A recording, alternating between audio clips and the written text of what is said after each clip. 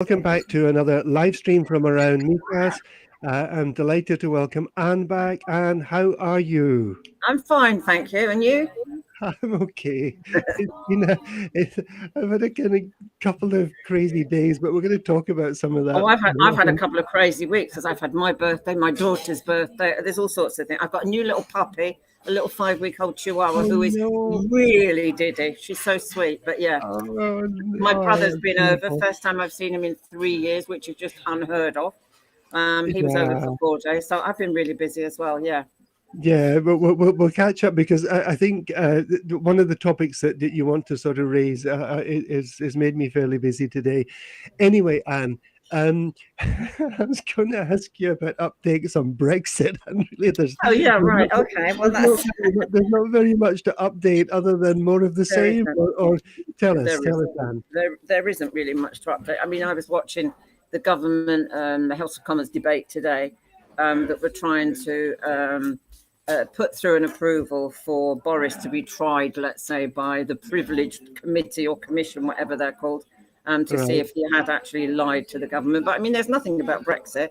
I think Brexit is a forgotten thing in the UK. They think we're all happy and done and dusted. What are we worrying about? I did right. see that Gibraltar have turned a little bit funny. That Oh, if right, okay. Did you see that? I haven't seen that. Tell us. Yeah, I think that was yesterday. I'm just trying to think what it was about now. It was people that were arriving in Gibraltar that weren't residents in Spain. So let's say they were flying in, perhaps then coming over to Spain just for a couple of days. And if they didn't have an ongoing address to live in Spain or a return flight, they weren't allowing them in. Right. Okay.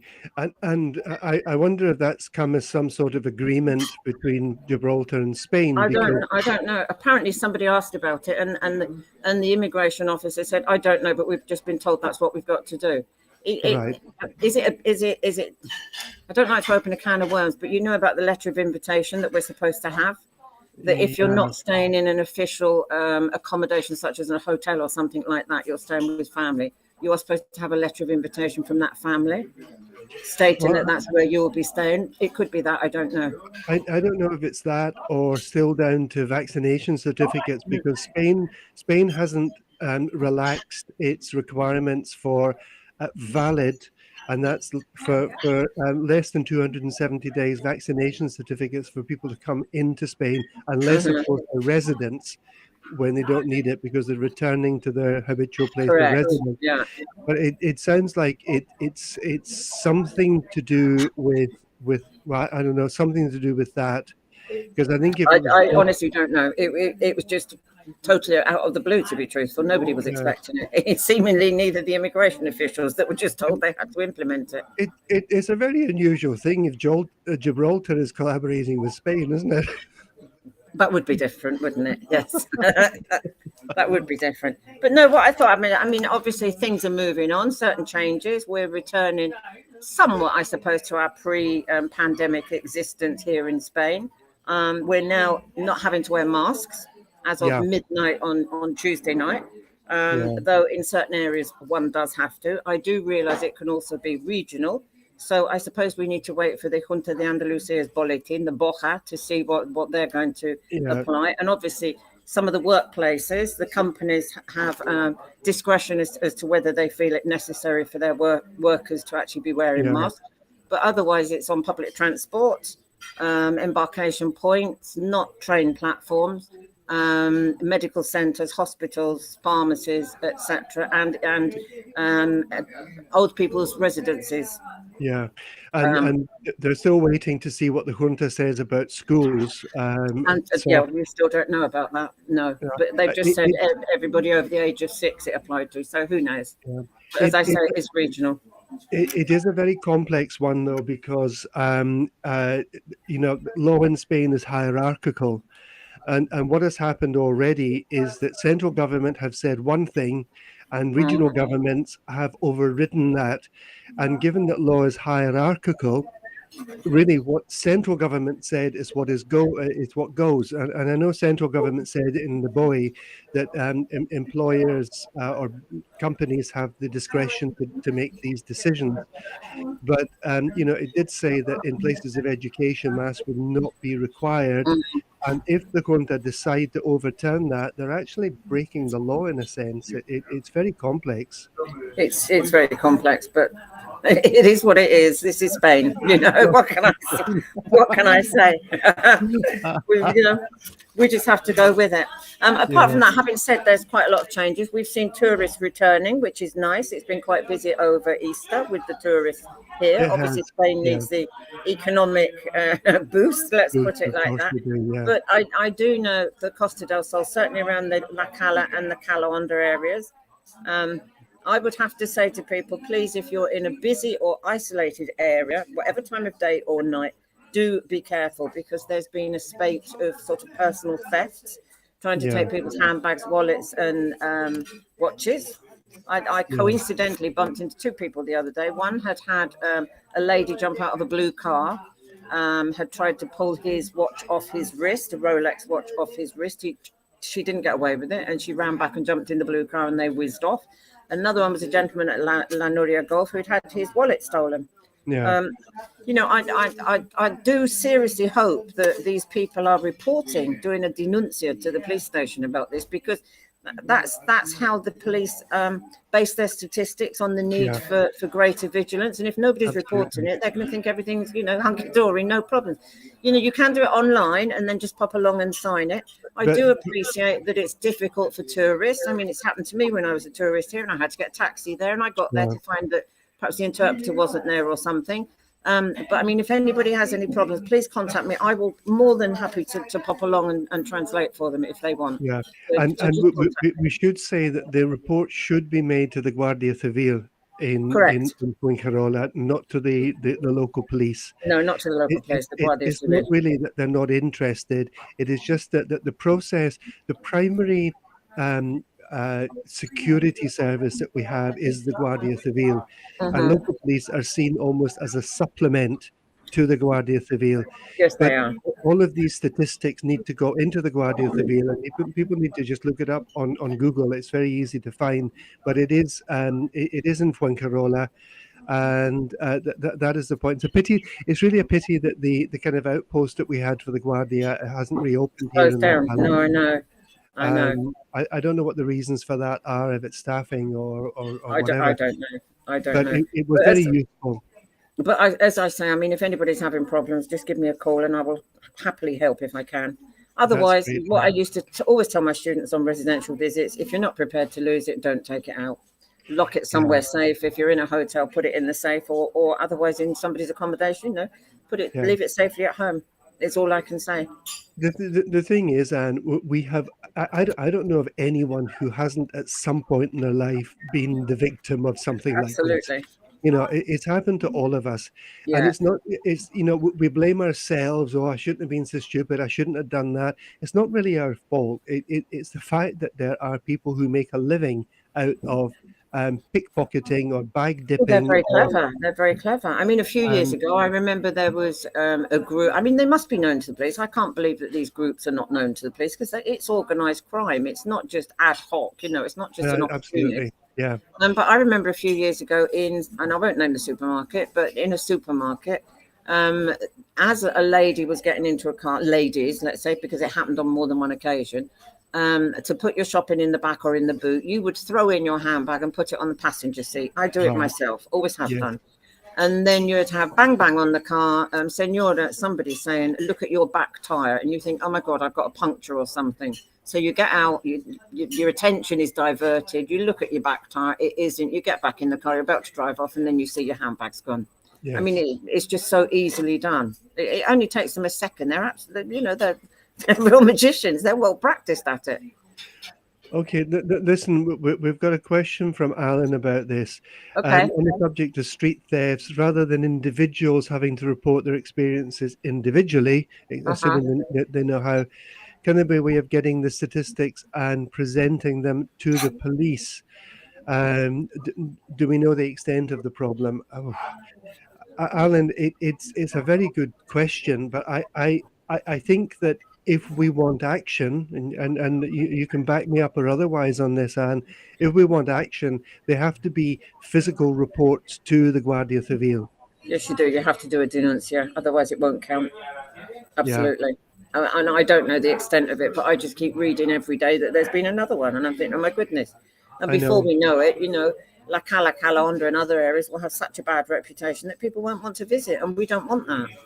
Of course we don't.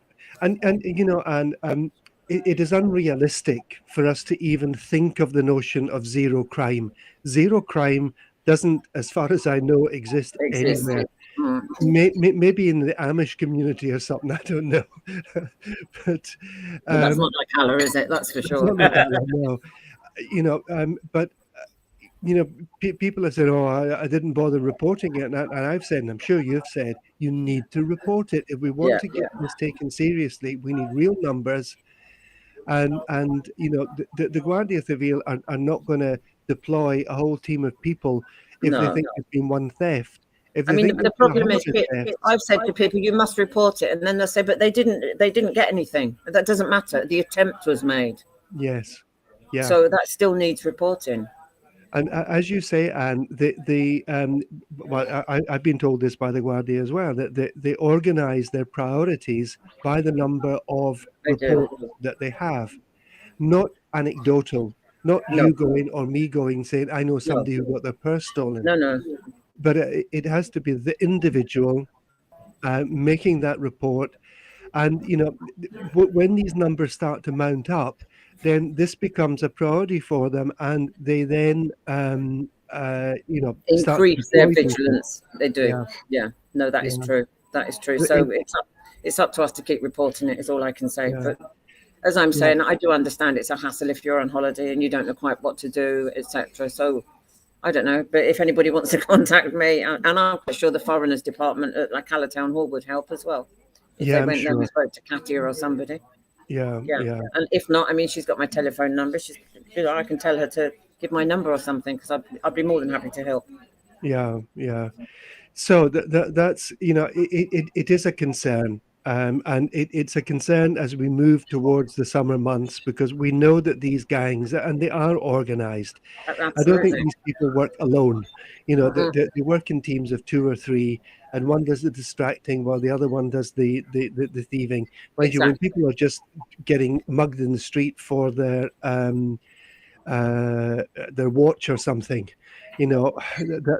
that's just brutal. It's just brutality. And what a dampener that would put on your holiday. That's all you would remember that area for the rest of your Yeah. life. I'm quite sure. And I don't think you'd be too quick to want to return.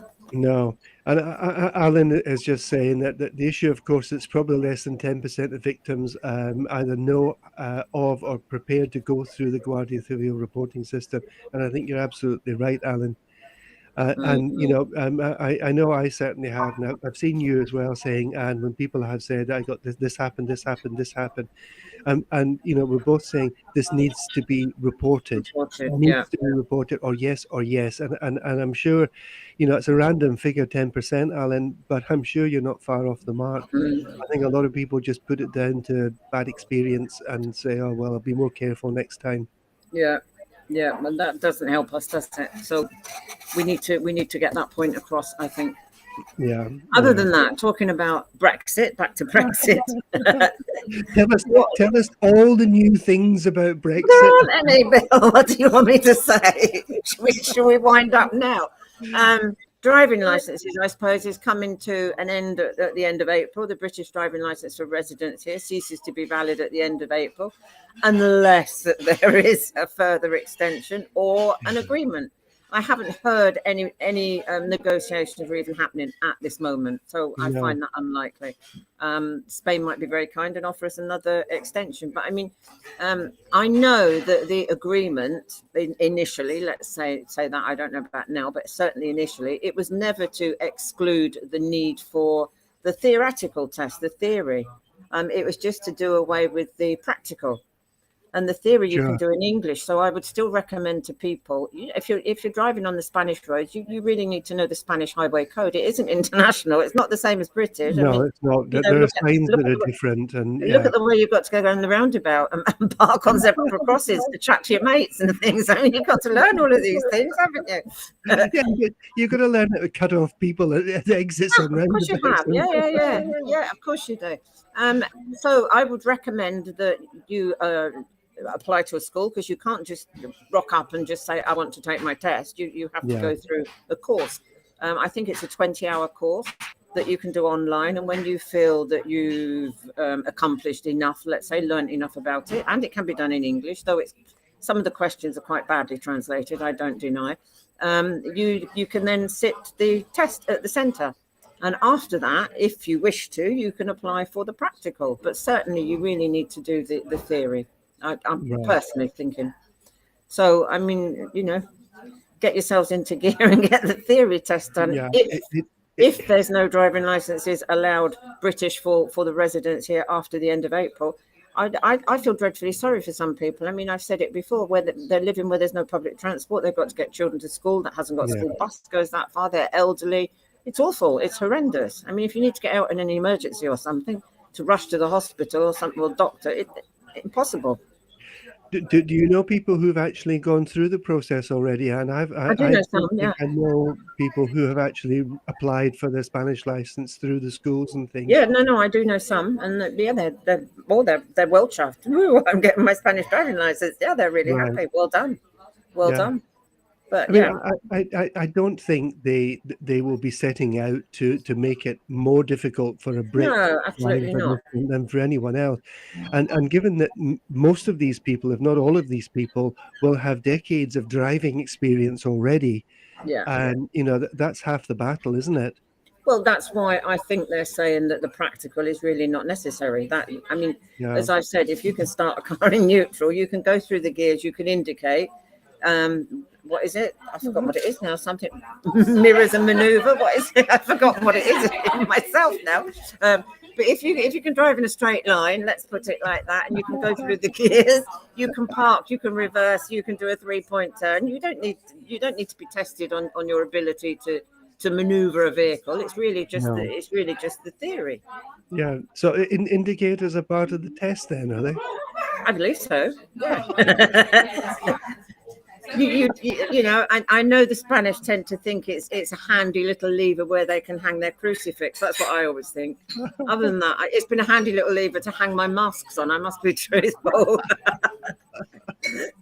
But you drive. If you learn in the UK, you don't get out of that habit. I certainly don't get out of that habit. You can pick a Brit a mile off because they're the ones doing all the indicated. Yeah, sure. And possibly going in the wrong lane round the roundabout. But yeah. But the other thing is when people indicate and then don't turn the way that the indicator is saying. No. Well, yeah, that is another problem. Yes, you have to know your right from your left. Obviously, yes, that does help. Yeah, but as I'm saying, the theory can be done in English, so it's not impossible to do. And you need to do it through a school. Yes, it's not like in the UK where you can just apply to the driving centre, driving test centre. You have to do it through a school, and it is I don't know, €400 or something basic. Yeah, something in that. And I think you're allowed two tries at it, two fails. Let's say you're allowed 2 attempts. Yeah. Before you have to repay a certain amount. So yeah. Okay. Yeah. Okay. So the advice then is, guys, don't sit and wait for a miracle to happen. Get your backsides into gear and get this up, because you could find yourself in problems. Apart from anything, a resident driving a Spanish-plated car on a British license is like a triple whammy. A red rag football. Yes, indeed. Yeah. Yes, you stand out like a sore thumb. Apart from that, what we could talk about is the visas. There's been, we've actually put it to the Colegio de Abogados, the Law Society, because it is so vague. I mean, we say there's changes being made. Yes, there are, but there's also changes being made to some of these requirements for applications. You know now that for if applying for a non-lucrative visa, which is otherwise called the retirement visa, aimed at people Right. who are receiving a state pension or certainly retired, it didn't used to allow the S1, which is your transferable benefit of state healthcare from the UK to Spain. It does Right. now. All right.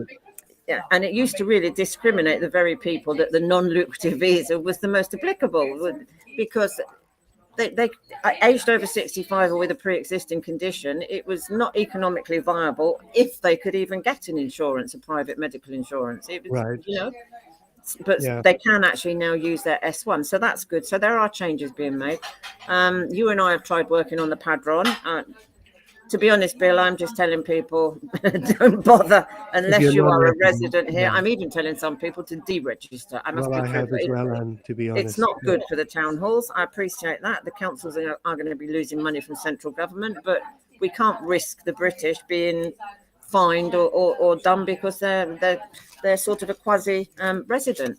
yeah, yeah. And for anyone who hasn't listened into this before, it's just that for certain things, it's not across the board. If certain things happen, if, for example, there's a tax investigation, or if, for example, you're stopped driving a UK plated car, you're non-resident, you have a British license, and you're on the Padron, then the national police will take your being on the Padron as implying residency without Correct. any of the benefits of residency. Correct. So if you're non-resident, I'm certainly like you, and I am not recommending non-residents No. to sign on to the Padron. No.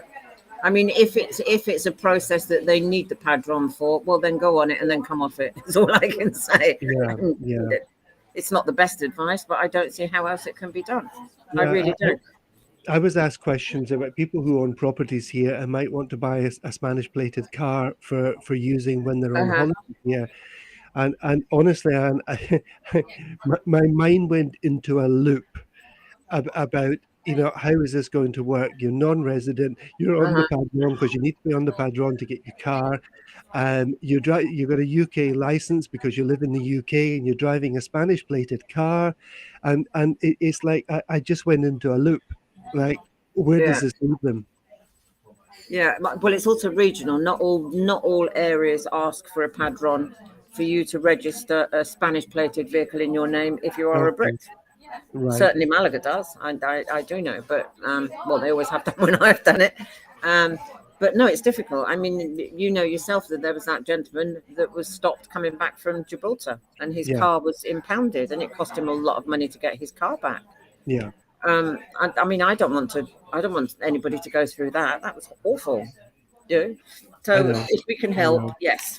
The other thing with regards to the non-lucrative visa that I was starting to talk about, I must stress that this is not a visa for swallows, for those that are the 90-day and any No. 180-day Schengen rule that are trying to get round it. It is not a visa for swallows. They say yes, but it's for 1 year. No, it isn't for 1 year. Every year you have to renew it up to 5 years. And if you are out of the country for more than 10 months during those first 5 years, it will be revoked. Yeah. So it won't be valid anyway. And again, you will be considered after 183 days a fiscal resident, and you are That's supposed right. to be declaring your world's assets here in Spain. And I'm quite sure some of the swallows don't want to be doing that just to get more than 3 months here in Spain. No. And the other thing is that the non-lucrative visa implies that you must be here for more than 6 months in the year. Correct.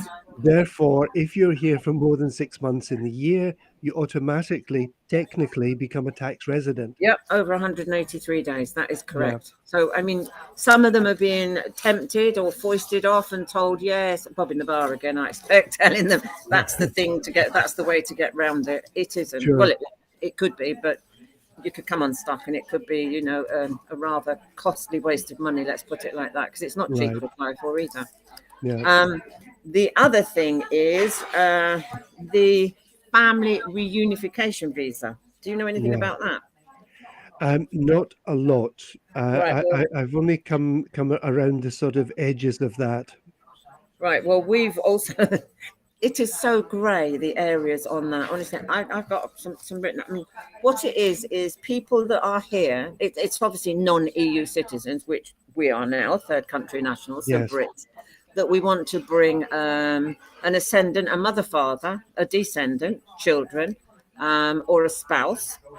Yeah. To come here and live with us. Okay, that's fine. We can. You are the one that has to apply for it, you being the resident here in Spain. But there's Right. all sorts of requirements that you need to comply with. You know, again, it's all this tick box. Let me just say the family members who qualify are parent, spouse, or legal civil partner.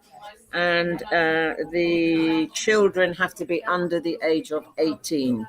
That can be exceeded in some cases if the child is registered as disabled or in need of your care, let's put it like that, and Right. unable to work or survive for themselves.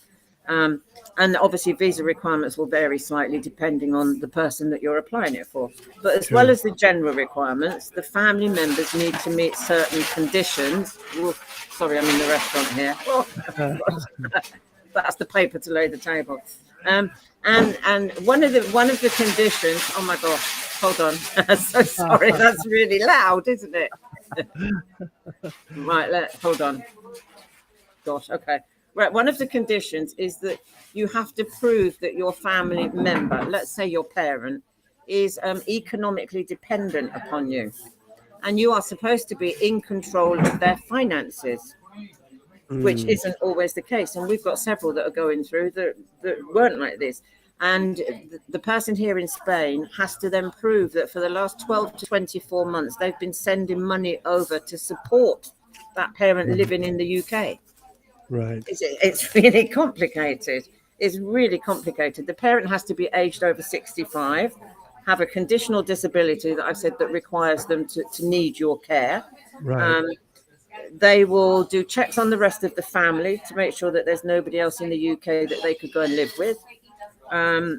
Let me just read here. You have to have, among other documents, proof must be provided that over the past year, it now says, but it also says 2 years, that you've transferred funds to or covered expenses incurred by the parent, representing at least 51% of the GDP per capita of the parent's country of residence, Britain, obviously. And proof must be submitted of the annual income and properties owned by the parent and information of other direct family members who are resident.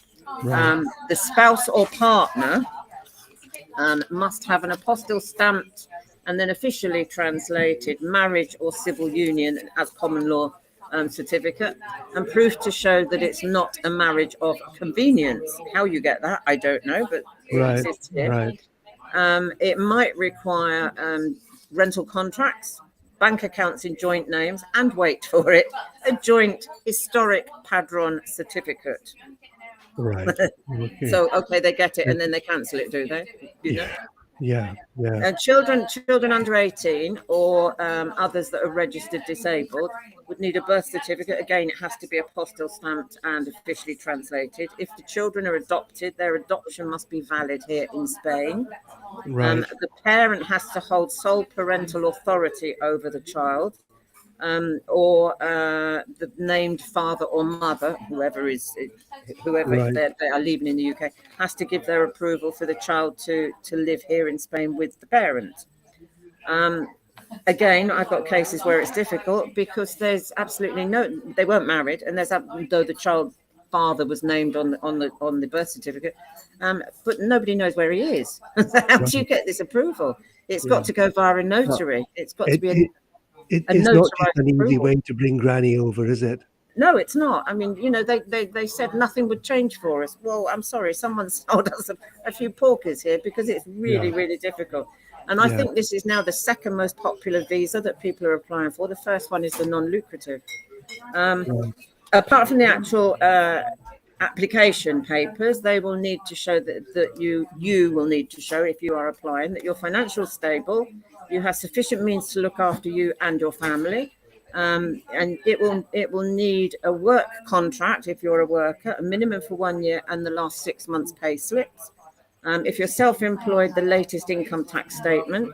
You'll also need a clean criminal report, not suffer from any illness that could pose a threat to public health, so you'd need a medical certificate. And you would need to provide, and I've never heard of this, a favourable housing report, which is called an Informe de Vivienda Adecuada. Have you ever heard of that?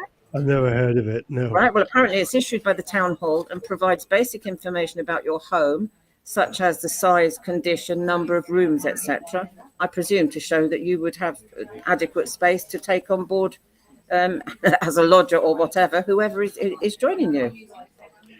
Right. Okay. There's a question here from Barbara who's saying, what if they want to work here and live with the parents and they're age 30? The parents have residency. Then they need to apply in their own name. In their own name. And they would need to apply for an employment visa. Yeah. And is the digital nomad visa the only one that allows people that's not been approved yet. That's still only in draft approval, isn't it? Okay. We're still waiting for that. No, they can apply for an employment visa. They can either be self-employed, in which case they've got to invest in a business here, and they've got to complete and submit a fairly detailed, I believe it's a 5-year business plan. Otherwise, if they are given a job by a Spanish company here, or it could be, let's say, a company here, it doesn't have to be a Spanish company here, that company would apply for them, and they have to prove that in the first instance, no first country national Spanish person was suitable or applied for the job. No second country national, an EU citizen, was suitable or applied for a job. That there is nobody on the unemployment register that would be suitable or could apply for the job before they can offer it to a third country national, being us, a British person. It's really difficult. So, gone are the days when, well, you would know, our students used to pop over to a country just to do some bar work or something for the summer. Very nice, but, put into practice the language they've been learning and, learn a little bit about the country. Sorry, that cannot happen anymore. That just cannot happen. Certainly not to us here in the EU as British. Right. So it's not good. It's not good. But I mean, I've said what is unclear.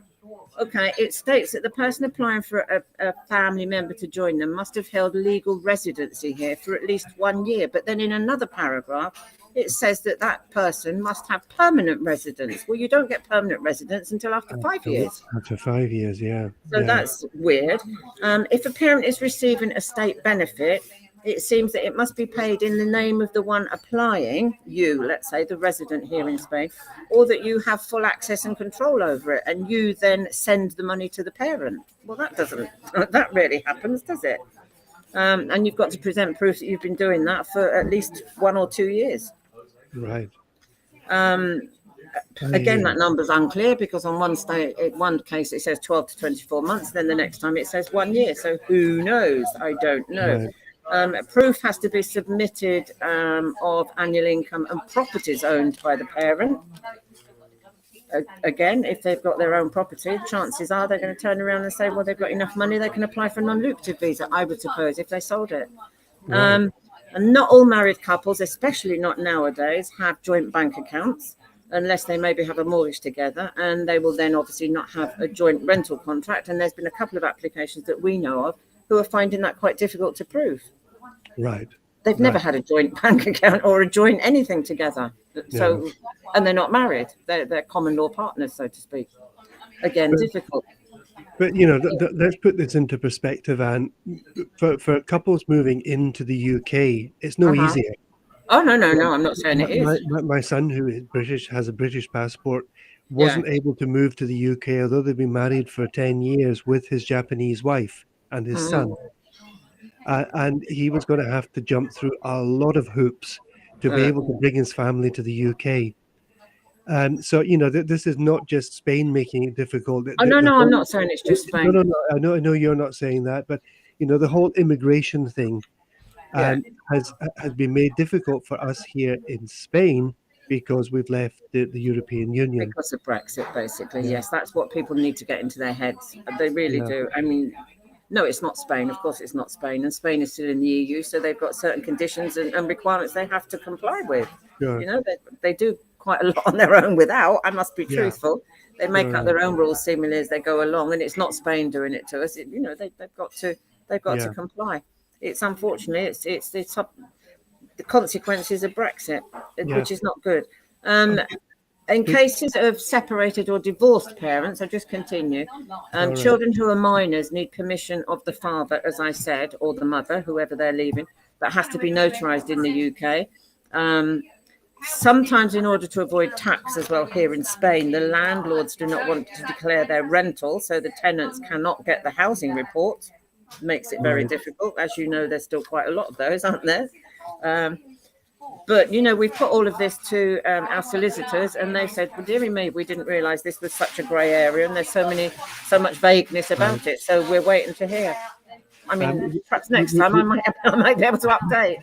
yeah, we've just Don't briefly hold your breath. mentioned this, but Adelaida has asked if there's any news on the digital nomad visas. Not yet. No, we're still waiting for that to be finally approved. As I said, it was July the 6th. I can't remember if it was last year or the year before. It was approved in draft only. Right. So Okay. finally, it could be quite different when it's approved in its Right. final. But yeah, I mean, it's for 1 to 3 years. There's certain tax benefits within it.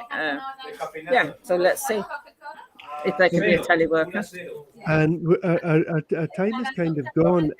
It There were has. just a couple of things I wanted to mention. Your event that was planned for Saturday at the Casbah has been postponed. Am I Yes, correct? I postponed it until May, I'm afraid. Personal reasons, and people that Okay. were helping me have been unwell and not been able to, and there's just been too much going on. And I'd rather not hold a flop. Also, weather's not going to be very good, apparently. Yeah, Um, we don't know what it's going to be, so do I we, would at I the would rather moment? put a little bit more time and effort into it and hold something much better in May. Right. And if I could just mention one event which is also on this weekend, Yeah, which is the uh, for the open, doggies.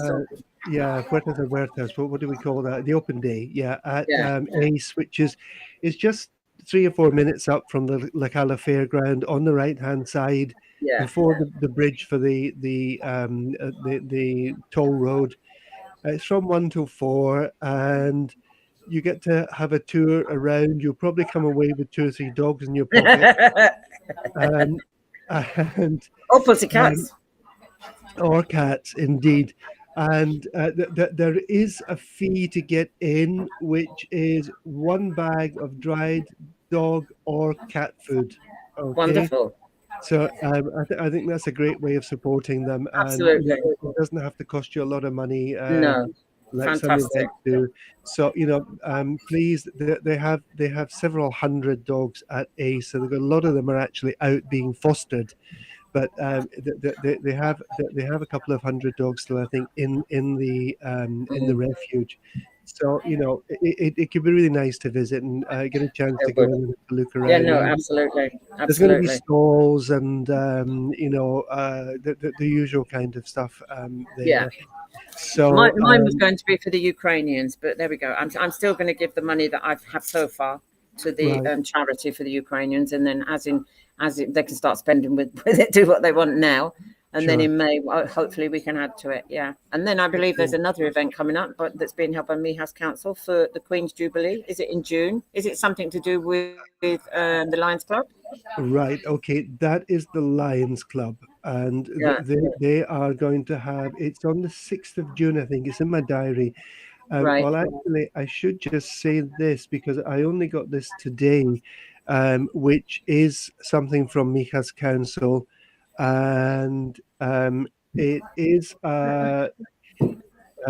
Festival Solidario for That's that. Ukraine, and that is on Saturday from 12 till 6. Uh-huh. And they're going to have a stand for the collection of foods and clothes. And what we do know from people who've been involved in this, as well, I've been told, I don't know whether this is true, but I've been told clothes they've got plenty, but food certainly, and also medicines. And we're talking about bandages, we're talking about Mm, disinfectants, we're talking mm. about gauze, tourniquets, all this kind of stuff. So maybe if you're going to, spend some money on medical stuff, a pharmacy would probably be able to advise you exactly what you need to get there, and Yeah. obviously foods that are not going to go off in transit. Uh-huh. That is Yeah. on Saturday in Mijas Pueblo, Plaza Virgen de la Peña, from 12 until 6. Okay. Uh-huh. Well, there'll be more on that one about the Lions Club because I've been asked if I will hold a stall there because apparently there's going to be a lot of questions about Brexit.